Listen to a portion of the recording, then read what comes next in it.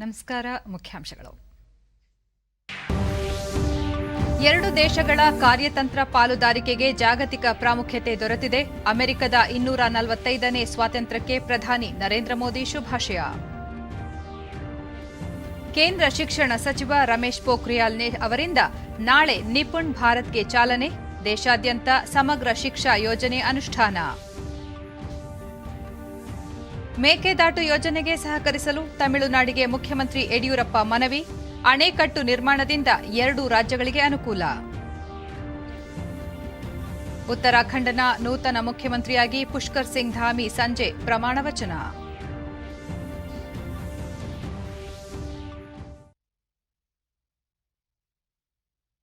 ವಾರ್ತೆಗಳ ವಿವರ. ಅಮೆರಿಕದ 245ನೇ ಸ್ವಾತಂತ್ರ್ಯ ದಿನದ ಹಿನ್ನೆಲೆಯಲ್ಲಿ ಪ್ರಧಾನಿ ನರೇಂದ್ರ ಮೋದಿ ಆ ದೇಶದ ಜನತೆಗೆ ಮತ್ತು ಅಧ್ಯಕ್ಷ ಜೋ ಬೈಡನ್ ಅವರಿಗೆ ಶುಭ ಕೋರಿದ್ದಾರೆ. ಪ್ರಪಂಚದ ಅತಿದೊಡ್ಡ ಪ್ರಜಾಪ್ರಭುತ್ವ ದೇಶಗಳೆನ್ನಿಸಿರುವ ಭಾರತ ಮತ್ತು ಅಮೆರಿಕ ಸಮಾನ ಸ್ವಾತಂತ್ರ್ಯ ಮತ್ತು ವಿಮೋಚನೆ ಮೌಲ್ಯಗಳನ್ನು ಹಂಚಿಕೊಂಡಿವೆ. ಮುಖ್ಯವಾಗಿ ಸದ್ಯದ ಸನ್ನಿವೇಶದಲ್ಲಿ ಎರಡೂ ದೇಶಗಳ ನಡುವಿನ ಕಾರ್ಯತಂತ್ರ ಪಾಲುದಾರಿಕೆ ಜಾಗತಿಕವಾಗಿ ಪ್ರಾಮುಖ್ಯತೆ ಪಡೆದಿದೆ ಎಂದು ಪ್ರಧಾನಿ ಮೋದಿ ಟ್ವೀಟ್ ಮಾಡಿದ್ದಾರೆ. ಭಾರತ ಮತ್ತು ಅಮೆರಿಕ ವಿಶ್ವದಲ್ಲೇ ಅತಿದೊಡ್ಡ ಪ್ರಜಾಪ್ರಭುತ್ವ ದೇಶಗಳಾಗಿವೆ. ಕೋವಿಡ್ ಸನ್ನಿವೇಶದಲ್ಲಿ ಎರಡೂ ದೇಶಗಳ ನಡುವಿನ ಬಾಂಧವ್ಯ ಮತ್ತು ಸಹಕಾರವು ವಿಶ್ವ ಮಟ್ಟದಲ್ಲಿ ಮಹತ್ವದೆನಿಸಿದೆ. ಈ ನಿಟ್ಟಿನಲ್ಲಿ ಭಾರತ, ಅಮೆರಿಕ ಸೇರಿದಂತೆ ಎಲ್ಲ ದೇಶಗಳ ನಡುವೆ ಉತ್ತಮ ಬಾಂಧವ್ಯ ಹೊಂದಿದೆ. ಅದರಂತೆ ಎಲ್ಲ ದೇಶಗಳಿಗೆ ಅಗತ್ಯ ವೈದ್ಯಕೀಯ ನೆರವು ಒದಗಿಸುತ್ತಿದೆ.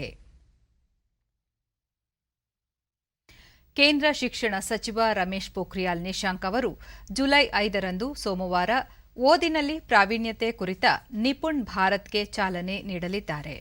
ವರ್ಚುವಲ್ ಮೂಲಕ ನಡೆಯುವ ಈ ಕಾರ್ಯಕ್ರಮದಲ್ಲಿ ನಿಪುಣ್ ಭಾರತ್ ಅಡಿ ರಾಷ್ಟ್ರೀಯ, ರಾಜ್ಯ, ಜಿಲ್ಲಾ, ಬ್ಲಾಕ್ ಮತ್ತು ಶಾಲಾ ಮಟ್ಟದಲ್ಲಿ 5 ಸ್ತರಗಳ ಕಾರ್ಯವ್ಯವಸ್ಥೆಯನ್ನು ಜಾರಿಗೊಳಿಸಲಾಗುವುದು. ಇದು ಎಲ್ಲಾ ರಾಜ್ಯಗಳು ಮತ್ತು ಕೇಂದ್ರಾಡಳಿತ ಪ್ರದೇಶಗಳಲ್ಲಿ ಸಮಗ್ರ ಶಿಕ್ಷಾ ಯೋಜನೆಯಡಿ ಅನುಷ್ಠಾನಗೊಳ್ಳಲಿದೆ. ನಿಪುಣ್ ಭಾರತ್ ಯೋಜನೆ ಕುರಿತ ಮಾರ್ಗಸೂಚಿಗಳು ಮತ್ತು ಘೋಷವಾಕ್ಯದ ಕಿರು ವಿಡಿಯೋ ಸಹ ಕಾರ್ಯಕ್ರಮದಲ್ಲಿ ಬಿಡುಗಡೆ ಮಾಡಲಾಗುವುದು. ಕಾರ್ಯಕ್ರಮದಲ್ಲಿ ಎಲ್ಲ ರಾಜ್ಯಗಳು ಮತ್ತು ಕೇಂದ್ರಾಡಳಿತ ಪ್ರದೇಶಗಳ ಶಿಕ್ಷಣ ಇಲಾಖೆಯ ಹಿರಿಯ ಅಧಿಕಾರಿಗಳು ಉಪಸ್ಥಿತರಿರಲಿದ್ದಾರೆ ಎಂದು ಅಧಿಕೃತ ಪ್ರಕಟಣೆ ತಿಳಿಸಿದೆ.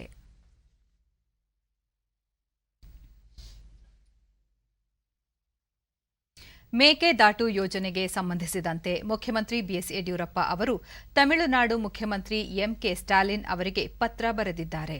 ಕುಡಿಯುವ ನೀರು ಪೂರೈಕೆ ಉದ್ದೇಶದ ಮೇಕೆದಾಟು ಯೋಜನೆಯ ವಿಚಾರದಲ್ಲಿ ವಿರೋಧ ತೋರದೆ ಯಾವುದೇ ಭಿನ್ನಾಭಿಪ್ರಾಯಗಳಿದ್ದಲ್ಲಿ ದ್ವಿಪಕ್ಷೀಯ ಮಾತುಕತೆ ಮೂಲಕ ಬಗೆಹರಿಸಿಕೊಳ್ಳುವಂತೆ ಪತ್ರದಲ್ಲಿ ತಿಳಿಸಿದ್ದಾರೆ. ಜೊತೆಗೆ ಮೇಕೆದಾಟು ಯೋಜನೆಯ ಬಗೆಗಿನ ವಾಸ್ತವ ಸಂಗತಿಗಳನ್ನು ವಿವರಿಸಿರುವ ಮುಖ್ಯಮಂತ್ರಿ ಎಲ್ಲರ ಹಿತದೃಷ್ಟಿಯಿಂದ ಹಾಗೂ ಕರ್ನಾಟಕ ಮತ್ತು ತಮಿಳುನಾಡು ರಾಜ್ಯಗಳ ನಡುವೆ ಉತ್ತಮ ಬಾಂಧವ್ಯ ಹೊಂದುವಂತೆ ತಿಳಿಸಿದ್ದಾರೆ. ಮೇಕೆದಾಟು ಅಣೆಕಟ್ಟು ನಿರ್ಮಾಣದಿಂದ ಕರ್ನಾಟಕ ಮತ್ತು ತಮಿಳುನಾಡು ಎರಡೂ ರಾಜ್ಯಗಳಿಗೆ ಅನುಕೂಲವಾಗಲಿದೆ ಎಂದು ಗೃಹ ಸಚಿವ ಬಸವರಾಜ ಬೊಮ್ಮಾಯಿ ಪ್ರತಿಪಾದಿಸಿದ್ದಾರೆ. ಬೆಂಗಳೂರಿನಲ್ಲಿಂದು ಸುದ್ದಿಗಾರರೊಂದಿಗೆ ಅವರು ಕಾವೇರಿ ನದಿ ನೀರಿನ ಸಂಗ್ರಹಕ್ಕೆ ಸದ್ಯಕ್ಕೆ ಕೆಆರ್ಎಸ್ ಅಣೆಕಟ್ಟು ಮಾತ್ರ ಇದೆ. ಮೇಕೆದಾಟು ಬಳಿ ಜಲಾಶಯ ನಿರ್ಮಾಣದಿಂದ ಸಂಗ್ರಹ ಸಾಮರ್ಥ್ಯ ಹೆಚ್ಚಾಗುತ್ತದೆ. ಮಳೆ ಕಡಿಮೆಯಾಗಿ ನೀರಿನ ಕೊರತೆಯಾದರೆ ಮೇಕೆದಾಟು ಜಲಾಶಯದಿಂದಲೂ ತಮಿಳುನಾಡಿಗೆ ನೀರು ಹರಿಸಬಹುದು. ಹೀಗಾಗಿ ಎರಡೂ ರಾಜ್ಯಗಳಿಗೆ ಅಣೆಕಟ್ಟು ನಿರ್ಮಾಣದಿಂದ ಅನುಕೂಲವಾಗಲಿದೆ. ತಮಿಳುನಾಡು ಸರ್ಕಾರ ರಾಜಕೀಯ ಕಾರಣಕ್ಕಾಗಿ ತಕರಾರು ಮಾಡದೆ ಸಹಕರಿಸಬೇಕು ಎಂದು ಮನವಿ ಮಾಡಿದರು. ಈಗ ನಾವು ಮೇಕೆದಾಟಿನಲ್ಲಿ ಕೂಡ ನಮ್ಮ ವ್ಯಾಪ್ತಿಯಲ್ಲಿ ನಾವು ಮಾಡ್ತಾ ಇದ್ದೀವಿ. ಏನಾದ್ರೂ ಅದರಲ್ಲಿ ಮುಳುಗಡೆ ಆದರೆ ನಮ್ಮ ಇದರಲ್ಲಿ ಆಗುತ್ತದೆ. ಕುಡಿಯೋ ನೀರಿಗೋಸ್ಕರ ಇದೆ ಮತ್ತು ಅವ್ರ ಪಾಲಿನ ನೀರೇನಿದೆ ಅದನ್ನು ನಾವು ಎಲ್ಲೂ ಕೂಡ ಕಡಿಮೆ ಮಾಡ್ತಾಯಿಲ್ಲ. ಪಾಲಿನ ನೀರು ಬಿಟ್ಟು ಹೆಚ್ಚುವರಿ ನೀರುಗಳನ್ನು ಮಾಡಬೇಕನ್ನೋದನ್ನು ಅದನ್ನು ಕೂಡ ಸುಪ್ರೀಂ ಕೋರ್ಟಲ್ಲಿ ಹೋಗಿದ್ದಾರೆ. ನಾವು ನಮ್ಮ ರಾಜ್ಯದ ವ್ಯಾಪ್ತಿಯಲ್ಲಿ ಅಣೆಕಟ್ಟು ನಿರ್ಮಾಣ ಮಾಡಿಕೊಳ್ಳಲು ನಿರ್ಧರಿಸಿದ್ದೇವೆ.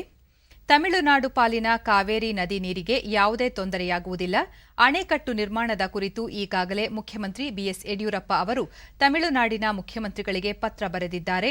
ಅದಕ್ಕೆ ಸಹಮತ ವ್ಯಕ್ತಪಡಿಸಿ ಕರ್ನಾಟಕದ ಯೋಜನೆಗೆ ತಮಿಳುನಾಡು ಬೆಂಬಲ ನೀಡಬೇಕು ಎಂದು ಹೇಳಿದರು. ಪೆಟ್ರೋಲ್, ಡೀಸೆಲ್ ಮೇಲಿನ ಸೆಸ್ ಅನ್ನು ರಾಜ್ಯ ಸರ್ಕಾರಗಳೇ ಕಡಿಮೆ ಮಾಡಬೇಕು ಎಂದು ಕೇಂದ್ರ ಹಣಕಾಸು ಸಚಿವೆ ನಿರ್ಮಲಾ ಸೀತಾರಾಮನ್ ಅವರು ನೀಡಿರುವ ಹೇಳಿಕೆಗೆ ಪ್ರತಿಕ್ರಿಯಿಸಿದ ಬೊಮ್ಮಾಯಿ ಅವರು, ರಾಜ್ಯ ಮತ್ತು ಕೇಂದ್ರ ಸರ್ಕಾರಗಳು ಸೆಸ್ ಅನ್ನು ವಿಧಿಸುತ್ತಿವೆ. ಗ್ರಾಹಕರ ಮೇಲಿನ ಹೊರೆಯನ್ನು ಎರಡೂ ಕಡೆಗಳಿಂದಲೂ ಕುಳಿತು ಚರ್ಚಿಸಿ ನಿರ್ಧಾರ ತೆಗೆದುಕೊಳ್ಳಬಹುದು ಎಂದರು. 15ನೇ ಹಣಕಾಸು ಆಯೋಗದ ಶಿಫಾರಸಿನ ಪ್ರಕಾರ ಕರ್ನಾಟಕಕ್ಕೆ ಕೇಂದ್ರದಿಂದ ಬರಬೇಕಾದ ಆರ್ಥಿಕ ನೆರವನ್ನು ಪಡೆದುಕೊಳ್ಳಲು ಕೇಂದ್ರ ಸರ್ಕಾರದ ಮೇಲೆ ಒತ್ತಡ ಹೇರಲಾಗುತ್ತಿದೆ ಎಂದು ತಿಳಿಸಿದರು.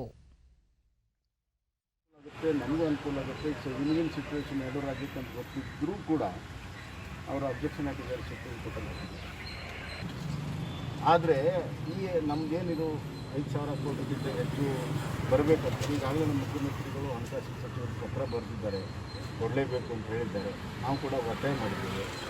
ಈ ಬಗ್ಗೆ ಮುಂದಿನ ದಿನಗಳಲ್ಲಿ ನಾವು ದಿಲ್ಲಿಗೆ ಹೋಗಿ ಮತ್ತೊಮ್ಮೆ ಒತ್ತಾಯ ಮಾಡಲಿದ್ದೇವೆ. ಖಂಡಿತವಾಗೂ ನಮ್ಮ ರಾಜ್ಯದ ಹಕ್ಕೇನಿದೆ ಅಲ್ಲಿ ಪಡ್ಕೊಳ್ಳೋದಕ್ಕೆ ಎಲ್ಲ ಪ್ರಯತ್ನಗಳು ನಾವು ಇಡೀ ದೇಶದ ವಿಚಾರ. ಎಲ್ಲರೂ ಕೂತ್ಕೊಂಡು ಆ್ಯಕ್ಚುಲ್ ಕಾಸ್ಟ್ ಎಷ್ಟು ಮತ್ತು ನಿರ್ವಹಣೆ ಕಾಸ್ಟ್ ಎಷ್ಟು, ಕನ್ವರ್ಷನ್ ಕಾಸ್ಟ್ ಎಷ್ಟು ಮತ್ತು ಪೆಟ್ರೋಲಿಯಂ ಕಂಪ್ನಿಗಳ ಸ್ಥಿತಿಗತಿ ಎಲ್ಲ ಕೂತ್ಕೊಂಡು ವಿಚಾರ ಮಾಡಿ ಒಟ್ಟಾರೆ ಸಾಮಾನ್ಯ ಜನರ ಮೇಲಿನ ಭಾರವನ್ನು ಕಡಿಮೆ ಮಾಡುವಂಥದ್ದಕ್ಕೆ ಎಲ್ಲರೂ ಒಗ್ಗಟ್ಟಾಗಿ ನಿರ್ಣಯ ಮಾಡಿ. ಇಂದು ಸ್ವಾಮಿ ವಿವೇಕಾನಂದರ ಪುಣ್ಯತಿಥಿ ಅಂಗವಾಗಿ ರಾಷ್ಟ್ರಾದ್ಯಂತ ಸ್ಮರಣೆ ಹಮ್ಮಿಕೊಳ್ಳಲಾಗಿದೆ. ಏನೇ ಮಾಡಿದರೂ ಮನಸ್ಸಿಟ್ಟು ಮಾಡು ಎಂಬ ಸಂದೇಶ ಸಾರಿದ ಸ್ವಾಮಿ ವಿವೇಕಾನಂದರು ಯುವಕರ ಪಾಲಿಗೆ ಆದರ್ಶ. ಸ್ವಾಮಿ ವಿವೇಕಾನಂದರ ಪುಣ್ಯತಿಥಿ ಅಂಗವಾಗಿ ಎಲ್ಲೆಡೆ ಅವರಿಗೆ ಶ್ರದ್ಧಾಂಜಲಿ ಸಲ್ಲಿಸಿ ಸ್ಮರಿಸಲಾಗುತ್ತಿದೆ. ಕೇಂದ್ರ ಗೃಹ ಸಚಿವ ಅಮಿತ್ ಶಾ ತಮ್ಮ ಸಂದೇಶದಲ್ಲಿ ಸ್ವಾಮಿ ವಿವೇಕಾನಂದರು ಭಾರತೀಯತೆ, ಅಪಾರ ಜ್ಞಾನ ಮತ್ತು ಸಕಾರಾತ್ಮಕ ಶಕ್ತಿಗೆ ಅನ್ವರ್ಥನಾಮವಾಗಿದ್ದಾರೆ. ಮನುಕುಲದ ಕಲ್ಯಾಣಕ್ಕೆ ಮತ್ತು ಏಳಿಗೆಗೆ ಅವರ ಜೀವನವನ್ನು ಮುಡುಪಾಗಿಟ್ಟಿದ್ದರು. ಅವರ ಚಿಂತನೆಗಳು, ಆಲೋಚನೆಗಳು ಮತ್ತು ಬೋಧನೆಗಳು ಸದಾ ಸ್ಫೂರ್ತಿಯಾಗಿದ್ದು, ಅವರ ಪ್ರಯತ್ನಗಳು ದೇಶಾಭಿವೃದ್ಧಿಗೆ ನೆರವಾಗಿದೆ. ಭಾರತದ ಸಂಸ್ಕೃತಿ ಮತ್ತು ತತ್ವಶಾಸ್ತ್ರವನ್ನು ಇಡೀ ಪ್ರಪಂಚಕ್ಕೆ ಪರಿಚಯಿಸಿದ ಮಹನೀಯ ಸ್ವಾಮಿ ವಿವೇಕಾನಂದರಿಗೆ ಗೌರವ ನಮನ ಎಂದು ಹೇಳಿದ್ದಾರೆ. ಕೇಂದ್ರ ವಾರ್ತಾ ಮತ್ತು ಪ್ರಸಾರ ಖಾತೆ ಸಚಿವ ಪ್ರಕಾಶ್ ಜಾವಡೇಕರ್, ಸ್ವಾಮಿ ವಿವೇಕಾನಂದರು ಶಾಂತಿ ಮತ್ತು ಸಮಾನತೆಯ ಸಂದೇಶವನ್ನು ವಿಶ್ವಕ್ಕೆ ಸಾರಿದ ಮಹಾಪುರುಷರಾಗಿದ್ದಾರೆ. ಯುವ ಜನತೆಗೆ ಅವರು ಸದಾ ಸ್ಫೂರ್ತಿಯಾಗಿದ್ದಾರೆ ಎಂದು ಟ್ವೀಟ್ ಮಾಡಿದ್ದಾರೆ.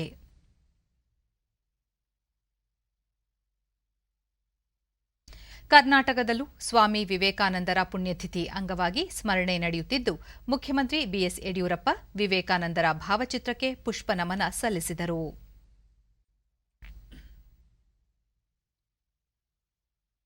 ಸ್ವಾಮಿ ವಿವೇಕಾನಂದರು ತಮ್ಮ 39ನೇ ವಯಸ್ಸಿನಲ್ಲಿ 1902ರ ಈ ದಿನ ಪಶ್ಚಿಮ ಬಂಗಾಳದ ಬೇಲೂರು ಮಠದಲ್ಲಿ ದೈವಾಧೀನರಾಗಿದ್ದರು. ಮನುಕುಲದ ಉದ್ಧಾರಕ್ಕಾಗಿ ಮತ್ತು ದೇಶ ಸೇವೆಗಾಗಿ ತಮ್ಮ ಇಡೀ ಜೀವನವನ್ನು ಮುಡುಪಾಗಿಟ್ಟಿದ್ದ ಅವರು ಆಧ್ಯಾತ್ಮ ಶಕ್ತಿ ಏನು ಎಂಬುದನ್ನು ತಿಳಿಸಿಕೊಡುವ ಮೂಲಕ ವಿಶ್ವ ಪ್ರಸಿದ್ಧರಾಗಿದ್ದರು ಎಂದು ಹೇಳಿದ್ದಾರೆ. ಸ್ವಾಮಿ ವಿವೇಕಾನಂದರು ವಿಶ್ವ ಭ್ರಾತೃತ್ವ ಸಂದೇಶವನ್ನು ಸಾರಿದ ಮಹಾಪುರುಷರಾಗಿದ್ದಾರೆ. ಅವರ ಬದುಕು, ಬೋಧನೆಗಳು ಮತ್ತು ಆಲೋಚನೆಗಳು ಸದಾ ನಮಗೆಲ್ಲ ಆದರ್ಶವಾಗಿವೆ. ಎಲ್ಲ ಪೀಳಿಗೆಯ ಯುವ ಜನತೆಗೆ ಅವರು ಸ್ಫೂರ್ತಿಯಾಗಿದ್ದಾರೆ ಎಂದು ಉಪರಾಷ್ಟ್ರಪತಿ ಎಂ ವೆಂಕಯ್ಯ ನಾಯ್ಡು ಟ್ವೀಟ್ ಮಾಡಿದ್ದಾರೆ. ರಾಜ್ಯದಲ್ಲಿ ಕೋವಿಡ್ ಸೋಂಕು ಇಳಿಕೆಯಾಗುತ್ತಿರುವ ಹಿನ್ನೆಲೆಯಲ್ಲಿ ವಿವಿಧ ಚಟುವಟಿಕೆಗಳ ಮೇಲೆ ವಿಧಿಸಲಾಗಿದ್ದ ನಿರ್ಬಂಧಗಳನ್ನು ಸಡಿಲಗೊಳಿಸಿ ಜುಲೈ 5ರಿಂದ 19ರವರೆಗೆ ಅವಕಾಶ ಮಾಡಿಕೊಡಲಾಗಿದೆ ಎಂದು ಮುಖ್ಯಮಂತ್ರಿ ಬಿಎಸ್ ಯಡಿಯೂರಪ್ಪ ಬೆಂಗಳೂರಿನಲ್ಲಿ ನಿನ್ನೆ ಹೇಳಿದ್ದಾರೆ. ಕೋವಿಡ್ ಉಸ್ತುವಾರಿ ಸಚಿವರು ಹಾಗೂ ಹಿರಿಯ ಅಧಿಕಾರಿಗಳೊಂದಿಗೆ ಚರ್ಚಿಸಿದ ಬಳಿಕ ಮಾಹಿತಿ ನೀಡಿದ ಅವರು, ರಾಜ್ಯದಲ್ಲಿ ಅನ್ಲಾಕ್ ಚಟುವಟಿಕೆಗಳನ್ನು ಮತ್ತಷ್ಟು ಸಡಿಲಗೊಳಿಸಲಾಗಿದೆ. ವಾರಾಂತ್ಯದ ಕರ್ಫ್ಯೂ ರದ್ದುಗೊಳಿಸಲಾಗಿದೆ. ಮೆಟ್ರೋ, ಸಾರಿಗೆ ಸಂಸ್ಥೆ, ಸರ್ಕಾರಿ, ಖಾಸಗಿ ಕಚೇರಿಗಳು ಹಾಗೂ ಕೈಗಾರಿಕೆಗಳಲ್ಲಿ 100% ಸಾಮರ್ಥ್ಯದೊಂದಿಗೆ ಕರ್ತವ್ಯ ನಿರ್ವಹಣೆಗೆ ಅವಕಾಶ ನೀಡಲಾಗಿದೆ ಎಂದರು.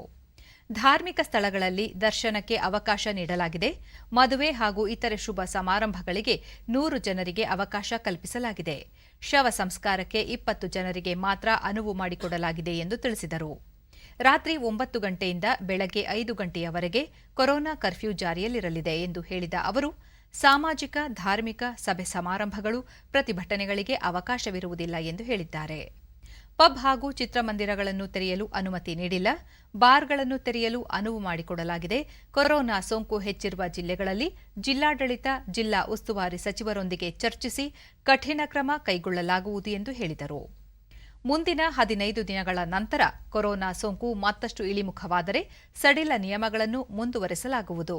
ಜನರು ಸಹಕಾರ ನೀಡುವಂತೆ ಮನವಿ ಮಾಡಿದರು. ಮಾಸ್ಕ್ ಧರಿಸುವುದರೊಂದಿಗೆ ವ್ಯಕ್ತಿಗತ ಅಂತರ ಕಾಪಾಡಿಕೊಳ್ಳಬೇಕು ಎಂದು ಹೇಳಿದರು. ಲಾಕ್ಡೌನ್ ನಿಬಂಧನೆಗಳು ಸಡಿಲಗೊಳ್ಳುತ್ತಿರುವುದರಿಂದ ನಾಳೆಯಿಂದ ಬೆಂಗಳೂರು ಹಾಗೂ ಹೊರವಲಯದ ಸಾರ್ವಜನಿಕ ಪ್ರಯಾಣಕ್ಕಾಗಿ ಬೆಂಗಳೂರು ಮಹಾನಗರ ಸಾರಿಗೆ ಸಂಸ್ಥೆ ಬಿಎಂಟಿಸಿ 4500 ಬಸ್ಗಳನ್ನು ಕಾರ್ಯಾಚರಣೆಗೊಳಿಸುತ್ತಿದೆ. ಕೋವಿಡ್-19 ಸುರಕ್ಷತಾ ನಿಯಮಗಳನ್ನು ಕಡ್ಡಾಯವಾಗಿ ಪಾಲಿಸಬೇಕೆಂಬ ಮಾರ್ಗಸೂಚಿಗಳನ್ನು ಹೊರಡಿಸಲಾಗಿದ್ದು, ಡಿಜಿಟಲ್ ಟಿಕೆಟಿಂಗ್ ವ್ಯವಸ್ಥೆಗಳನ್ನು ಎಲ್ಲ ಬಸ್ಸುಗಳಲ್ಲಿ ಅಳವಡಿಸಲಾಗಿದೆ. ಬೆಳಗ್ಗೆ 5 ರಿಂದ ರಾತ್ರಿ 9 ಗಂಟೆಯವರೆಗೆ ಬಸ್ಸುಗಳು ಸಂಚರಿಸಲಿವೆ. ಪ್ರಯಾಣಿಕರಿರುವ ಸರಿಯಾದ ರೀತಿಯಲ್ಲಿ ಕಡ್ಡಾಯವಾಗಿ ಮಾಸ್ಕ್ ಧರಿಸಬೇಕು. ಮಾಸ್ಕ್ ಧರಿಸದೇ ಇರುವವರಿಗೆ ಪ್ರಯಾಣಿಸಲು ಅವಕಾಶ ನೀಡಬಾರದು. ಇಳಿಯುವಾಗ ಮತ್ತು ಹತ್ತುವಾಗ ಸರತಿ ಸಾಲಿನಲ್ಲಿ ನಿಂತು ವ್ಯಕ್ತಿಗತ ಅಂತರ ಕಾಪಾಡಿಕೊಳ್ಳಬೇಕು. ಆಸನಗಳು ಭರ್ತಿಯಾಗಿದ್ದರೆ ಬೇರೆ ಬಸ್ಸಿಗಾಗಿ ಕಾಯಬೇಕು. ಜ್ವರ ಹಾಗೂ ಇತರೆ ಕಾಯಿಲೆಗಳಿಂದ ಬಳಲುತ್ತಿದ್ದರೆ ಬಸ್ಸುಗಳಲ್ಲಿ ಪ್ರಯಾಣಿಸಬಾರದು ಎಂದು ಸೂಚಿಸಲಾಗಿದೆ. ಎಲ್ಲಾ ಸಿಬ್ಬಂದಿ ಕೋವಿಡ್ ಲಸಿಕೆ ಕಡ್ಡಾಯವಾಗಿ ಪಡೆದಿರಬೇಕು. ಮಾಸ್ಕ್ ಧರಿಸುವುದು, ಬಸ್ ಸ್ಯಾನಿಟೈಸ್ ಮಾಡುವ ನಿಟ್ಟಿನಲ್ಲಿ ಕ್ರಮ ಕೈಗೊಳ್ಳಬೇಕು ಎಂದು ಸಿಬ್ಬಂದಿಗೆ ಸಂಸ್ಥೆ ಸಲಹೆ ನೀಡಿದೆ. ಪ್ರಯಾಣಿಕರ ದಟ್ಟಣೆಗೆ ಅನುಗುಣವಾಗಿ ಬಸ್ಸುಗಳ ಸಂಖ್ಯೆಗಳನ್ನು ಹೆಚ್ಚಿಸುವುದಾಗಿ ತಿಳಿಸಿದೆ. ಉತ್ತರಾಖಂಡ್ನ ನೂತನ ಮುಖ್ಯಮಂತ್ರಿಯಾಗಿ ಆಯ್ಕೆಯಾಗಿರುವ ಪುಷ್ಕರ್ ಸಿಂಗ್ ಧಾಮಿ ಇಂದು ಸಂಜೆ ಪ್ರಮಾಣ ವಚನ ಸ್ವೀಕರಿಸಲಿದ್ದಾರೆ. ತಿರತ್ ಸಿಂಗ್ ರಾವತ್ ಮುಖ್ಯಮಂತ್ರಿ ಸ್ಥಾನಕ್ಕೆ ರಾಜೀನಾಮೆ ನೀಡಿದ ಹಿನ್ನೆಲೆಯಲ್ಲಿ ಶನಿವಾರ ಡೆಹ್ರಾಡೂನ್ನಲ್ಲಿ ನಡೆದ ಬಿಜೆಪಿ ಶಾಸಕಾಂಗ ಪಕ್ಷದ ಸಭೆಯಲ್ಲಿ ಪುಷ್ಕರ್ ಸಿಂಗ್ ಧಾಮಿ ಅವರನ್ನು ಮುಖ್ಯಮಂತ್ರಿ ಸ್ಥಾನಕ್ಕೆ ಅವಿರೋಧವಾಗಿ ಆಯ್ಕೆ ಮಾಡಲಾಗಿತ್ತು. ಕೇಂದ್ರ ಸಚಿವರಾದ ನರೇಂದ್ರ ಸಿಂಗ್ ತೋಮರ್ ಅವರು ಸಭೆಯಲ್ಲಿ ಕೇಂದ್ರೀಯ ವೀಕ್ಷಕರಾಗಿದ್ದರು. ವಿದ್ಯಾರ್ಥಿ ಚಳವಳಿಗಳ ಮೂಲಕ ರಾಜಕೀಯ ಪ್ರವೇಶಿಸಿರುವ ಪುಷ್ಕರ್ ಸಿಂಗ್ ಧಾಮಿ 2 ದಶಕಗಳ ರಾಜಕೀಯ ಅನುಭವ ಹೊಂದಿದ್ದಾರೆ. ಕತೀಮಾ ಕ್ಷೇತ್ರವನ್ನು ಪ್ರತಿನಿಧಿಸುತ್ತಿರುವ ಧಾಮಿ ಅವರು ಉತ್ತರಾಖಂಡ್ನ 11ನೇ ಮುಖ್ಯಮಂತ್ರಿಯಾಗಿ ಪ್ರಮಾಣ ವಚನ ಸ್ವೀಕರಿಸಲಿದ್ದಾರೆ. ಶಾಸಕಾಂಗ ಪಕ್ಷದ ನಾಯಕರಾಗಿ ಆಯ್ಕೆಯಾದ ನಂತರ ರಾಜಭವನದಲ್ಲಿ ರಾಜ್ಯಪಾಲರನ್ನು ಭೇಟಿ ಮಾಡಿ ಮುಖ್ಯಮಂತ್ರಿ ಸ್ಥಾನಕ್ಕೆ ಹಕ್ಕು ಮಂಡಿಸಿದರು. ತಮಗಿರುವ ಶಾಸಕರ ಬೆಂಬಲವನ್ನು ರಾಜ್ಯಪಾಲರಿಗೆ ಮಂಡಿಸಿದರು. ಈ ಸಂದರ್ಭದಲ್ಲಿ ಮಾತನಾಡಿದ ಪುಷ್ಕರ್ ಸಿಂಗ್ ಧಾಮಿ ತಮ್ಮನ್ನು ಶಾಸಕಾಂಗ ಪಕ್ಷದ ನಾಯಕರಾಗಿ ಆಯ್ಕೆ ಮಾಡಿರುವ ಕೇಂದ್ರೀಯ ನಾಯಕತ್ವಕ್ಕೆ ಕೃತಜ್ಞತೆ ಸಲ್ಲಿಸಿದರು. ರಾಜ್ಯದ ಅಭಿವೃದ್ಧಿ ಮತ್ತು ಜನಕಲ್ಯಾಣಕ್ಕೆ ತಾವು ಬದ್ಧವಾಗಿದ್ದು, ಮುಂದಿನ ವರ್ಷ ಚುನಾವಣೆ ನಡೆಯಲಿರುವ ಹಿನ್ನೆಲೆಯಲ್ಲಿ ಅಲ್ಪಾವಧಿಯಲ್ಲಿ ಜನಸೇವೆಯ ಸವಾಲು ಸ್ವೀಕರಿಸುವುದಾಗಿ ತಿಳಿಸಿದರು. ತಮಗೆ ನೀಡಿರುವ ಜವಾಬ್ದಾರಿಯನ್ನು ಸಮರ್ಥವಾಗಿ ನಿಭಾಯಿಸುವುದಾಗಿ ಅವರು ಹೇಳಿದ್ದಾರೆ.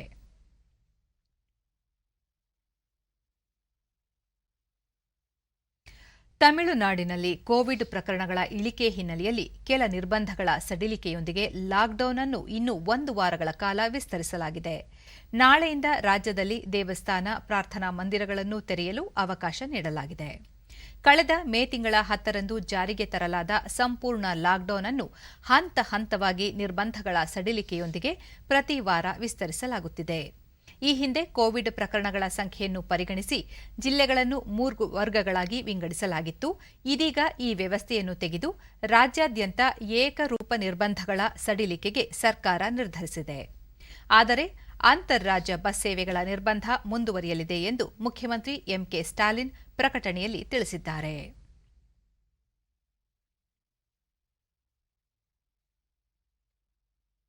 ಫಿಲಿಪೈನ್ಸ್ನಲ್ಲಿ ಸೇನಾ ವಿಮಾನ ಪತನಗೊಂಡು ಕನಿಷ್ಠ 17 ಮಂದಿ ಸಾವನ್ನಪ್ಪಿದ್ದಾರೆ. ಇಂದು ಬೆಳಗ್ಗೆ 92 ಸಿಬ್ಬಂದಿಯನ್ನು ಹೊತ್ತ ಸೇನಾ ವಿಮಾನ ಸುಲು ಪ್ರಾಂತ್ಯದ ಜೊಲೋನಲ್ಲಿ ಇಳಿಯುತ್ತಿರುವ ವೇಳೆ ದುರಂತ ಸಂಭವಿಸಿದೆ. ನೆಲಕ್ಕೆ ಬಿದ್ದ ವಿಮಾನ ಬೆಂಕಿ ಹೊತ್ತಿಕೊಂಡು 17 ಮಂದಿ ಸಾವನ್ನಪ್ಪಿದ್ದು 40 ಸಿಬ್ಬಂದಿ ಗಾಯಗೊಂಡಿದ್ದಾರೆ ಎಂದು ಮೂಲಗಳು ತಿಳಿಸಿವೆ.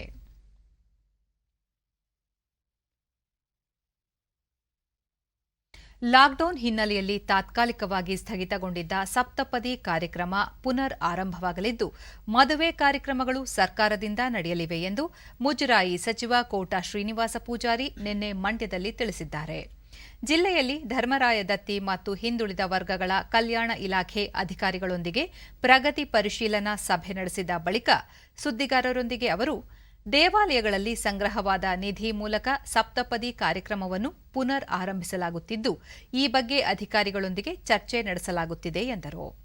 ಜಿಲ್ಲೆಯಲ್ಲಿ ಸರ್ಕಾರಿ ಅಧೀನದ ದೇವಸ್ಥಾನಗಳ ವ್ಯಾಪ್ತಿಯಲ್ಲಿ ಆಸ್ತಿಪಾಸ್ತಿ ಭೂ ಒತ್ತುವರಿ ಕುರಿತು ಸಮೀಕ್ಷೆ ನಡೆಸಿ ಸರ್ಕಾರದ ಆಸ್ತಿ ಬೇರೆಯವರ ಪಾಲಾಗದಂತೆ ಹಾಗೂ ರಕ್ಷಣೆ ಮಾಡುವಂತೆ ಅಧಿಕಾರಿಗಳಿಗೆ ಸೂಚಿಸಲಾಗಿದೆ ಎಂದರು.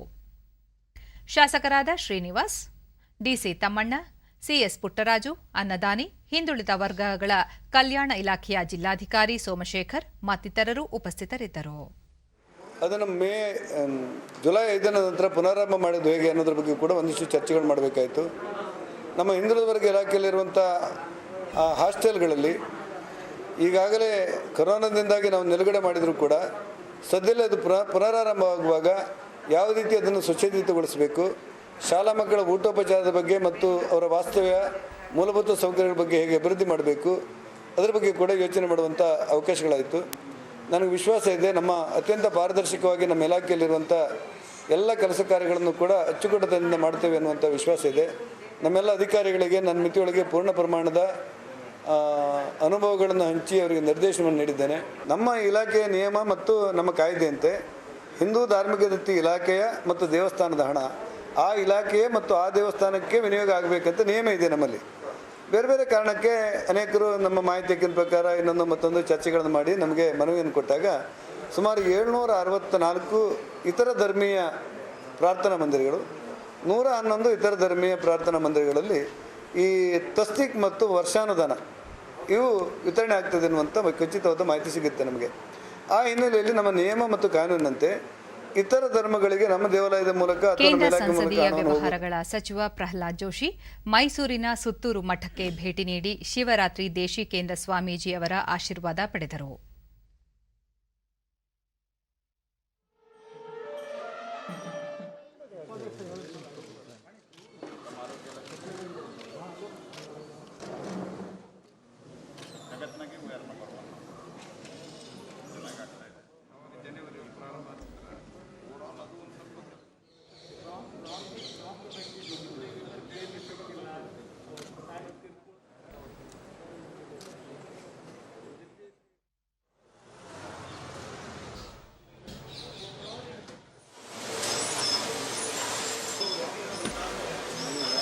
ಬಳಿಕ ಸುದ್ದಿಗಾರರೊಂದಿಗೆ ಅವರು ಈ ತಿಂಗಳ 19ರಿಂದ ಸಂಸತ್ತಿನ ಮಳೆಗಾಲದ ಅಧಿವೇಶನ ಆರಂಭವಾಗಲಿದೆ. ಒಟ್ಟು 26 ದಿನಗಳ ಅಧಿವೇಶನದಲ್ಲಿ 19 ದಿನ ಕಲಾಪ ನಡೆಯಲಿದೆ. ಈ ವೇಳೆ 5 ಸುಗ್ರೀವಾಜ್ಞೆ, ಇತರ 3 ಸಂಪುಟ ನಿರ್ಣಯಗಳು ಸೇರಿದಂತೆ ಹಲವು ವಿಷಯಗಳು ಚರ್ಚೆಗೆ ಬರಲಿವೆ ಎಂದು ವಿವರಿಸಿದರು. ನಂತರ ಇತ್ತೀಚೆಗೆ ನಿಧನರಾದ ಸುಧರ್ಮ ಸಂಸ್ಕೃತ ಪತ್ರಿಕೆ ಸಂಪಾದಕ ಕೆವಿ ಸಂಪತ್ ಕುಮಾರ್ ಅವರ ಮುದ್ರಣಾಲಯಕ್ಕೆ ಭೇಟಿ ನೀಡಿ ಕುಟುಂಬ ಸದಸ್ಯರಿಗೆ ಸಾಂತ್ವನ ಹೇಳಿದರು. ಬಳಿಕ ಸಂಸ್ಕೃತ ಸೇರಿದಂತೆ ಎಲ್ಲ ಪ್ರಾದೇಶಿಕ ಭಾಷಾ ಪತ್ರಿಕೆಗಳ ಪೋಷಣೆಗೆ ಅಗತ್ಯ ನೆರವು ನೀಡಲಾಗುವುದು ಎಂದರು. ದೇಶದಲ್ಲಿ ಈವರೆಗೆ 35 ಕೋಟಿ ಜನರಿಗೆ ಕೊರೋನಾ ಲಸಿಕೆ ನೀಡಲಾಗಿದ್ದು, ಜೂನ್ ತಿಂಗಳಲ್ಲಿಯೇ 11 ಕೋಟಿ ಜನರಿಗೆ ಲಸಿಕೆ ನೀಡಲಾಗಿದೆ. ಅತ್ಯಲ್ಪ ಅವಧಿಯಲ್ಲಿ 132 ಕೋಟಿ ಜನರಿಗೆ ಲಸಿಕೆ ನೀಡಿಕೆ ಸವಾಲಾಗಿದ್ದು, ಡಿಸೆಂಬರ್ ಅಂತ್ಯದ ವೇಳೆಗೆ ದೇಶದ ಪ್ರತಿಯೊಬ್ಬ ನಾಗರಿಕನಿಗೂ ಲಸಿಕೆ ನೀಡುವ ಗುರಿ ಹೊಂದಲಾಗಿದೆ ಎಂದು ಪ್ರಹ್ಲಾದ್ ಜೋಶಿ ಹೇಳಿದರು. ಬರದ ನಾಡು ಕೋಲಾರ ಜಿಲ್ಲೆಯ ತೊಟ್ಲಿ ಮಾದಮಂಗಲ ಗ್ರಾಮದಲ್ಲಿ ಕತ್ತಾಳೆ ಗಿಡ ಹಲವು ಕುಟುಂಬಗಳಿಗೆ ಆಸರೆಯಾಗಿದೆ. ಸಾಮಾನ್ಯವಾಗಿ ಮಣ್ಣಿನ ಸವಕಳಿ ತಡೆಗೆ ಈ ಭಾಗದಲ್ಲಿ ಜಮೀನಿನ ಸುತ್ತಲೂ ಮುಳ್ಳು ತಂತಿ ಬೇಲಿ ಬದಲಿಗೆ ಕತ್ತಾಳೆ ಗಿಡ ನೆಡಲಾಗುತ್ತದೆ. ಹೀಗಾಗಿ ಕತ್ತಾಳೆ ಗಿಡ ನೆಡುವ ಕೆಲಸವನ್ನು ನೆಚ್ಚಿಕೊಂಡಿರುವ ಅಲೆಮಾರಿ ಕುಟುಂಬಗಳಿಗೆ ಇದು ಉದ್ಯೋಗ ನೀಡಿದೆ. ತೊಟ್ಲಿ ಮಾದಮಂಗಲ ಗ್ರಾಮದ ಸುತ್ತಮುತ್ತಲ ಜಮೀನಿನಲ್ಲಿ ಕತ್ತಾಳೆ ಗಿಡದ ತಂತಿ ಬೇಲಿ ನೆಡುವ ಕಾರ್ಯ ನಡೆಯುತ್ತಿದ್ದು, ಇದರಲ್ಲಿ ನೆರೆಯ ತಮಿಳುನಾಡಿನಿಂದ ಉದ್ಯೋಗ ಅರಸಿ ಬಂದಿರುವ ಕುಟುಂಬಗಳು ತೊಡಗಿಸಿಕೊಂಡಿವೆ.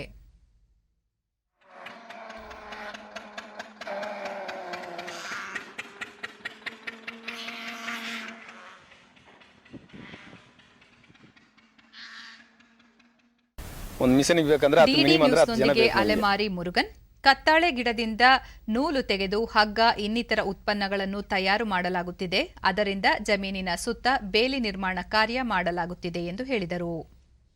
ಸಂಪಾದಿಸಿರೋ ಕಾಸ 10 ದಿನ ಕೂತ್ಕೊಂಡು ತಿನ್ಬೇಕು. ಫ್ಯಾಕ್ಟ್ರಿಗೆ ಹೋಗಿಬಿಟ್ಟು ಆ ಕಡೆ ಅಲ್ಲಿ ಸಿಕ್ ತೆಗೆದು ಅವನು ಉರಿಬಿಟ್ಟು ಆಮೇಲೆ ಹಗ್ಗ ಮಾಡಿ ಅದು ಸಮುದ್ರ ಕಡೆ ಹೋಗುತ್ತೆ, ಇಲ್ಲ ಬೋಟ್ಗಳಿಗೆ ಹೋಗುತ್ತೆ. ಜಾಸ್ತಿ ಈಜಿಗೆ ಅಂದರೆ ಬೋಟ್ಗಳಿಗೆ. ಆಮೇಲೆ ಬ್ರಸ್ಸಂಗ್ ಆಗುತ್ತೆ, ಈ ಗೋಡೆಗಳು ಫೆಂಟ್ ಹೊಡಿಯೋಕ್ಕೆ ಬ್ರಸ್ಸು. ಆಮೇಲೆ ಕಾಲು ಮೇಟ್ ಆಗುತ್ತೆ. ಆಮೇಲೆ ಇದ್ರಾಗ ಡಿಜನ್ ಬ್ಯಾಗ್ ಅಂತಾನೆ ಇಲ್ಲಿ ನಮ್ಮ ಫಾರಿನ್ನಲ್ಲಿ ಹೋಗುತ್ತೆ. ಈ ಬ್ಯಾಗ್ ಒಂದು ಡಿಜನ್ ಬ್ಯಾಗ್ ಅಂದರೆ ಸೈಡ್ನಲ್ಲಿ ಏನು ಬ್ಯಾಗ್ ಥರ ಹಾಕ್ಕೊಂತಾರೆ, ಆ ಬ್ಯಾಗ್ ಒಂದು ತಯಾರು ಮಾಡ್ತಾರೆ ಇದರಲ್ಲಿ. ಮತ್ತೋರ್ವ ರಾಜು ನೆರೆಯ ರಾಜ್ಯದಿಂದ ಉದ್ಯೋಗ ಅರಸಿ ಬಂದಿದ್ದು ಕತ್ತಾಳೆ ಬೆಳೆ ತಮ್ಮ ಜೀವನ ನಿರ್ವಹಣೆಗೆ ಸಹಕಾರಿಯಾಗಿದೆ ಎಂದು ತಿಳಿಸಿದರು. ದುಡ್ಡು ಅದರಿಂದ ನಮಗೆ ಇಲ್ಲಿ ಸ್ವಲ್ಪ ಅನುಕೂಲ ಐತೆ. ಅದೇ ವರ್ಷಗಟ್ಲೆ ಬರ್ತೀವಿ, ವರ್ಷಕ್ಕೊಂದು ಸಲ ಸಂಕ್ರಾಂತಿ ಹಬ್ಬಕ್ಕೂ ಹೋಗ್ತೀವಿ. ಹೋಗಿ ಮತ್ತೆ ನೋಡ್ಕೊಂಡು ಒಂದು 1 ತಿಂಗಳು ಇದ್ಬಿಟ್ಟು ಮತ್ತೆ ವಾಪಸ್ ಇಲ್ಲಿಗೆ ಬರ್ತೀವಿ. ಗ್ರಾಮದ ರೈತ ರಮೇಶ್ ಬೇರೆ ರಾಜ್ಯದಿಂದ ಇಲ್ಲಿಗೆ ಬಂದು ಬಿಡಾರ ಹಾಕಿಕೊಂಡಿರುವ ಈ ಕುಟುಂಬಗಳು ಜಮೀನಿಗೆ ಬೇಲಿ ನಿರ್ಮಾಣ ಕೆಲಸದ ಮೂಲಕ ಬದುಕು ಸಾಗಿಸುತ್ತಿದ್ದಾರೆ ಎಂದು ಹೇಳಿದರು. ಒಂದು ಕಡೆ ರೈತರಿಗೆ ಇದನ್ನು ಶುದ್ಧಿ ಮಾಡಬೇಕಾದ್ರೆ ಎಕರೆಗೆ 3,000 ರಿಂದ 4,000 ರೂಪಾಯಿ ಕೇಳ್ತಾರೆ. ಮತ್ತು ಹಾವುಳ ಕಾಟ ಮತ್ತು ಈ ಹಾವುಳ ಬೇಲಿಯಲ್ಲಿ ಹೆಚ್ಚಾಗಿರೋದ್ರಿಂದ ಏನು ತಮಿಳುನಾಡು ಧರ್ಮಪುರಿಯಿಂದ ಏನು ಈ ಕತ್ತಾಳಿ ಕಟ್ ಮಾಡ್ಕೊಳ್ಳೋಕ್ಕೆ ರೈತ ಬರ್ತಾರೆ. ಅವರು ಇಲ್ಲಿ ಬಂದು ಸುಮಾರು ವರ್ಷಾನುಗಟ್ಟಲಿರ್ತಾರೆ. ವರ್ಷಕ್ಕೆ ಒಂದು ಬಾರಿ ಊರ ಕಡೆ ಹೋಗ್ತಾರೆ. ಈ ಕಡೆ ಏನು ಅವರು ಈ ಕತ್ತಾಳಿ ನಮ್ಮ ಬೇಲಿಗೆ ಶುದ್ಧಿ ಮಾಡ್ತಾರೆ. ನಾವು ಯಾವುದು ಕಾಸು ತಗೊಳ್ಳೋದಿಲ್ಲ. ಅವ್ರಿಗೂ ಏನು ದಿನಕ್ಕೆ ಒಂದು 500-600 ರೂಪಾಯಿ ಕೂಲಿ ಸಿಗ್ತದೆ. ಇದು ಒಂದು ಕಡೆ ಮಿಷಿನ್ ಇದೆ, ಆ ಮಿಷಿನ್ ಕೊಟ್ಟು ಅವರು ನಾರು ತೆಗಿತಾರೆ, ಕತ್ತಾಳಿ ನಾರು. ಈ ನಾರು ತೆಗೆಯೋದ್ರಿಂದ ನಾನಾ ಅವ್ರಿಗೂ ನೂರಾರು ಜನ ಉದ್ಯೋಗ ಸಿಗ್ತಾ ಇದೆ. ರಾಜ್ಯದಲ್ಲಿ ವಸತಿ ರಹಿತ ಎಲ್ಲ ವರ್ಗದ ಜನರಿಗೆ ವಸತಿ ಸೌಲಭ್ಯ ಕಲ್ಪಿಸಲು ರಾಜ್ಯ ಸರ್ಕಾರ ಯೋಜನೆ ರೂಪಿಸಿದ್ದು ಪ್ರಸ್ತುತ 65,000ಕ್ಕೂ ಅಧಿಕ ಮನೆಗಳ ನಿರ್ಮಾಣ ಕಾರ್ಯ ನಡೆಯುತ್ತಿದೆ ಎಂದು ವಸತಿ ಸಚಿವ ವಿ ಸೋಮಣ್ಣ ಚಿತ್ರದುರ್ಗದಲ್ಲಿ ನಿನ್ನೆ ತಿಳಿಸಿದ್ದಾರೆ. ಈ ಸಂದರ್ಭದಲ್ಲಿ ಶಾಸಕಿ ಕೆ ಪೂರ್ಣಿಮಾ ಶ್ರೀನಿವಾಸ್, ಹಿರಿಯ ಅಧಿಕಾರಿಗಳು ಸೇರಿದಂತೆ ಹಲವರು ಉಪಸ್ಥಿತರಿದ್ದರು. ಜಿಲ್ಲೆಯ ಹಿರಿಯೂರು ಕ್ಷೇತ್ರದಲ್ಲಿ ದೇವರಾಜ ಅರಸು ವಸತಿ ಯೋಜನೆಯಡಿ ಅಲೆಮಾರಿ ಹಾಗೂ ಅರೆ ಅಲೆಮಾರಿ ಜನಾಂಗದವರಿಗೆ ವಸತಿ ಯೋಜನೆಯಡಿ 4,448 ಮನೆಗಳಿಗೆ ಮಂಜೂರಾತಿ ಆದೇಶ ನೀಡುವ ಕಾರ್ಯಕ್ರಮ ಉದ್ಘಾಟಿಸಿದ ಬಳಿಕ ಅವರು, ರಾಜ್ಯದ ಎಲ್ಲಾ ಕ್ಷೇತ್ರದಲ್ಲೂ ವಸತಿ ರಹಿತರ ಸಮೀಕ್ಷೆ ನಡೆಸಲಾಗುತ್ತಿದೆ. ಅಗತ್ಯವಿರುವ ಅರ್ಹರಿಗೆ ವಸತಿ ಸೌಲಭ್ಯ ಕಲ್ಪಿಸಲು ಸ್ಥಳ ಗುರುತಿಸಿ ಅಧಿಕಾರಿಗಳಿಗೆ ಸೂಚನೆ ನೀಡಲಾಗಿದೆ ಎಂದರು. ಪ್ರಾರಂಭವಾಗೋದ್ರ ಜೊತೆಯಲ್ಲಿ ನಾನು ತಕ್ಷಣವೇ ನೀವು ಮಾಡಿ ವಿಜಲ್ ಆಪ್ಟಲ್ಲಿ ಅದನ್ನ ಹೆಸರು ಮಾಡಿದ್ರೆ ನಮ್ಮ ಮೊದಲನೇ ಕಂತನ್ನ 2 ನಿಮಿಷದಲ್ಲಿ ನಿಮಗೆ ಬಿಡುಗಡೆ ಮಾಡ್ತಕ್ಕಂಥ ಕೆಲಸವನ್ನ ನಾವು ಮಾಡ್ತೀವಿ. ಕೇವಲ ಅಲೆಮಾರಿ ಅಲೆಮಾರಿಗಳಿಗೆಲ್ಲ ರಾಜ್ಯದಲ್ಲಿ ಸುಮಾರು 65,000ಕ್ಕೂ ಮೇಲ್ಪಟ್ಟು ಈ ತರದ ಕುಟುಂಬಗಳಿಗೆ ನಾವು ಈಗಾಗಲೇ ಆದೇಶ ಮಾಡಿದ್ದೇನೆ. ಕೆಲಸವನ್ನು ಕೂಡ ಪ್ರಾರಂಭ ಮಾಡ್ತಾ ಇದ್ದೀವಿ. ಅದಲ್ಲದೆ ಪಟ್ಟಣಗಳಲ್ಲಿ ಹಿರಿಯೂರು ಪಟ್ಟಣದಲ್ಲಿ ಸುಮಾರು ಈಗಾಗಲೇ 3,000ಕ್ಕೂ ಮೇಲ್ಪಟ್ಟು ಮನೆಗಳು ನಡೀತಾ ಇದೆ. ತಾಯಿ ಇನ್ನೂ ಎಷ್ಟು ಬೇಕೋ ಕೊಡ್ತೀನವ್ವ, ನನಗೆ ಒಂದಾಗಬೇಕಾಗಿದೆ. ನಿನ್ನ ಕಾಲದಲ್ಲಿ 5 ವರ್ಷದಲ್ಲಿ ಆ ಎಲ್ಲವೂ ಮುಗಿಬೇಕು. ಏನು ನಾವು ಕೆಲಸ ಮಾಡಿ. ಕೊರೋನಾ ವೈರಸ್ ರೂಪಾಂತರ ಭೀತಿ ಹಿನ್ನೆಲೆಯಲ್ಲಿ ಸೌದಿ ಅರೇಬಿಯಾ ಸರ್ಕಾರ ನೆರೆಯ ಯುನೈಟೆಡ್ ಅರಬ್ ಎಮಿರೇಟ್ಸ್ ಯುಎಇ ಸೇರಿದಂತೆ 3 ದೇಶಗಳಿಗೆ ವಿಮಾನ ಸೇವೆಯನ್ನು ಸ್ಥಗಿತಗೊಳಿಸಿದೆ. ಸೌದಿ ಅರೇಬಿಯಾದಿಂದ ಯುಎಇ, ವಿಯೆಟ್ನಾಂ ಮತ್ತು ಇಥಿಯೋಪಿಯಾ ದೇಶಗಳಿಗೆ ಮತ್ತು ಈ ದೇಶಗಳಿಂದ ಸೌದಿ ಅರೇಬಿಯಾಕ್ಕೆ ವಿಮಾನಗಳ ಸೇವೆಯನ್ನು ಮುಂದಿನ ಆದೇಶದವರೆಗೆ ರದ್ದುಪಡಿಸಲಾಗಿದೆ. ಕೊರೋನಾ ಸೋಂಕು ಹರಡುವಿಕೆ ತಡೆಯುವ ನಿಟ್ಟಿನಲ್ಲಿ ಈಗಾಗಲೇ ಪವಿತ್ರ ಹಜ್ ಯಾತ್ರೆಗೆ ಕೇವಲ ದೇಶೀಯ ಯಾತ್ರಿಕರಿಗೆ ಮಾತ್ರ ಅವಕಾಶ ನೀಡಿರುವ ಸರ್ಕಾರ ಯಾತ್ರಿಕರ ಸಂಖ್ಯೆಯನ್ನು ಸೀಮಿತಗೊಳಿಸಿದೆ. ಜಮ್ಮು ಕಾಶ್ಮೀರದ ಪುಲ್ವಾಮಾ ಜಿಲ್ಲೆಯಲ್ಲಿ ಭಯೋತ್ಪಾದಕರ ವಿರುದ್ಧ ಭದ್ರತಾ ಪಡೆ ನಡೆಸಿದ ಗುಂಡಿನ ದಾಳಿಯಲ್ಲಿ ಹುತಾತ್ಮರಾದ ವಿಜಯಪುರ ಜಿಲ್ಲೆಯ ಬಸವನ ಬಾಗೇವಾಡಿ ತಾಲೂಕಿನ ಉಕ್ಕಲಿ ಗ್ರಾಮದ ಯೋಧ ಕಾಶಿರಾಯ ಶಂಕರಪ್ಪ ಬೊಮ್ಮನಹಳ್ಳಿ ಅವರ ಅಂತ್ಯಕ್ರಿಯೆ ಹುಟ್ಟೂರಿನಲ್ಲಿಂದು ಸಕಲ ಸರ್ಕಾರಿ ಗೌರವಗಳೊಂದಿಗೆ ನೆರವೇರಿತು. ಕಾಶಿರಾಯ ಅವರು ಸುಮಾರು 15 ವರ್ಷಗಳಿಂದ ಸೇನೆಯಲ್ಲಿ ಸೇವೆ ಸಲ್ಲಿಸುತ್ತಿದ್ದು ಪಂಜಾಬ್ ಸೇರಿದಂತೆ ಹಲವೆಡೆ ತಮ್ಮ ಕರ್ತವ್ಯ ಸಲ್ಲಿಸಿದ್ದರು. ಅವರು ಪೋಷಕರು, ಪತ್ನಿ ಮತ್ತು 2 ಪುಟ್ಟ ಮಕ್ಕಳನ್ನು ಅಗಲಿದ್ದಾರೆ. ಇದೇ ವೇಳೆ ಪತ್ನಿ ಸಂಗೀತ ತಮ್ಮ ಮಗನಿಗೂ ಸೈನ್ಯ ಸೇರುವ ಆಸಕ್ತಿ ಇದ್ದು ಪತಿಯ ಇಚ್ಛೆಯಂತೆ ಮಕ್ಕಳನ್ನು ಸದೃಢಗೊಳಿಸುವುದಾಗಿ ಹೇಳಿದರು. ಗ್ರಾಮಸ್ಥರು ಹಾಗೂ ನೆರೆಹೊರೆಯ ಗ್ರಾಮಗಳ ಜನರು ಗೌರವ ನಮನ ಸಲ್ಲಿಸಲು ಅಪಾರ ಸಂಖ್ಯೆಯಲ್ಲಿ ನೆರೆದಿದ್ದು ಸರತಿ ಸಾಲಿನಲ್ಲಿ ಹುತಾತ್ಮ ಯೋಧನ ಅಂತಿಮ ದರ್ಶನ ಪಡೆದರು. ನನ್ನ ಮಗನಿಗೆ ಸಾಲಿ ಕಲಿಸಿ ನನ್ನ ಮಗ ಸೈನಿಕ ಆಗ್ತೀನಿ ಅಂತಾನ. ನಾ ಮಾಡಕ್ ಟ್ರೈ ಮಾಡ್ತೀನಿ. ಅವ್ನು ಮೆತ್ತಗದನಂತ ಅವ್ರ ಅಪ್ಪ ಹೇಳೋಗಾರ ನಾ ಸ್ಟ್ರಾಂಗ್ ಮಾಡ್ತೀನಿ. ಅವ್ರಿಗೆ ಇಷ್ಟ ಇಲ್ಲ, ಬಟ್ ಅವ್ರ ಅಪ್ಪನ ಇಷ್ಟದಂತೆ ಮಾಡ್ತೀನಿ.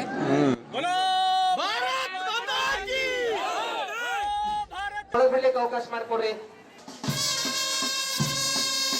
ಮಿಲಿಟರಿ ಪಡೆಯಿಂದ ಗೌರವ ನಮನ ಸಲ್ಲಿಸಲಾಯಿತು.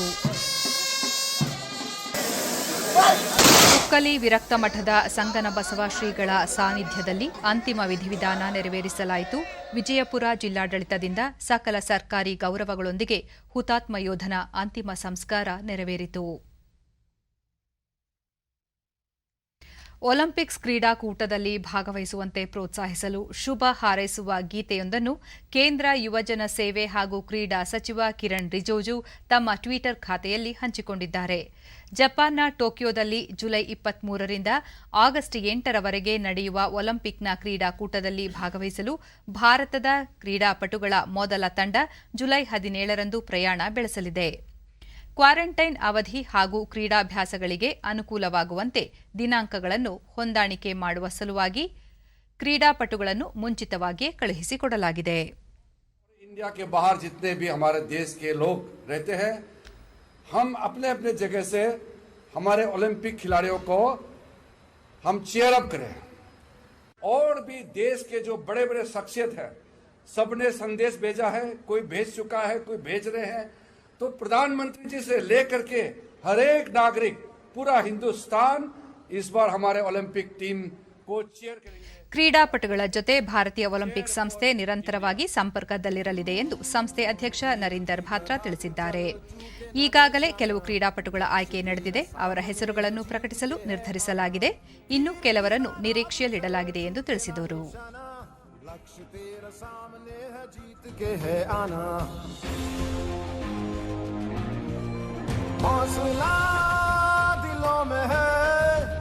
और रगों में जोश है, तेरे साथ तिरंगा है, ये विजय का उद्घोष है.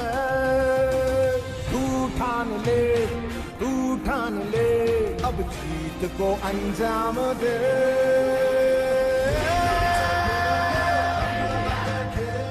हम खेले तो जीतेंगे, बस ಸೇಂಟ್ ಪೀಟರ್ಸ್ಬರ್ಗ್ನಲ್ಲಿ ನಡೆದ ಯೂರೋ ಫುಟ್ಬಾಲ್ ಟೂರ್ನಿಯ ಸೆಮಿಫೈನಲ್ಗೆ ಮಾಜಿ ವಿಶ್ವ ಚಾಂಪಿಯನ್ರಾದ ಸ್ಪೇನ್ ಹಾಗೂ ಇಟಲಿ ಪ್ರವೇಶಿಸಿದೆ. ಕ್ವಾರ್ಟರ್ ಫೈನಲ್ನಲ್ಲಿ ಸ್ವಿಟ್ಜರ್ಲೆಂಡ್ ವಿರುದ್ಧ ಪೆನಾಲ್ಟಿ ಶೂಟೌಟ್ನಲ್ಲಿ 3-1 ಗೋಲುಗಳ ಅಂತರದಲ್ಲಿ ಸ್ಪೇನ್ ಗೆಲುವು ಸಾಧಿಸಿತು. ಬೆಲ್ಜಿಯಂ ವಿರುದ್ಧ ಇಟಲಿ 2-1 ಗೋಲುಗಳ ಅಂತರದಲ್ಲಿ ಜಯ ಸಾಧಿಸಿದೆ.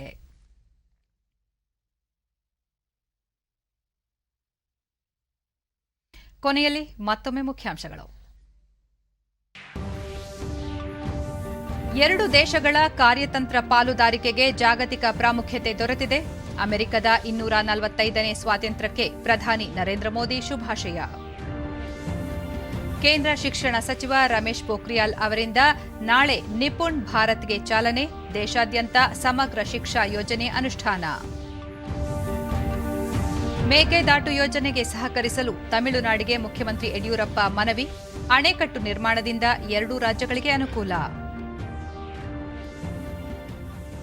ಉತ್ತರಾಖಂಡ್ನ ನೂತನ ಮುಖ್ಯಮಂತ್ರಿಯಾಗಿ ಪುಷ್ಕರ್ ಸಿಂಗ್ ಧಾಮಿ ಸಂಜೆ ಪ್ರಮಾಣ ವಚನ.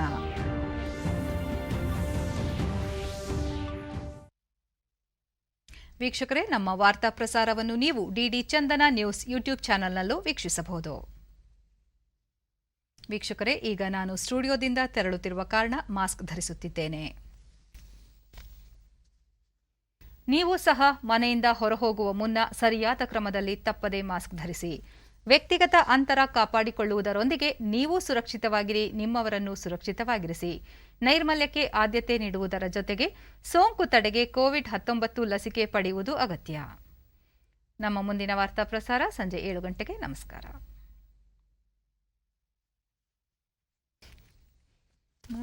ಬರ್ತಾ ಇದೆ.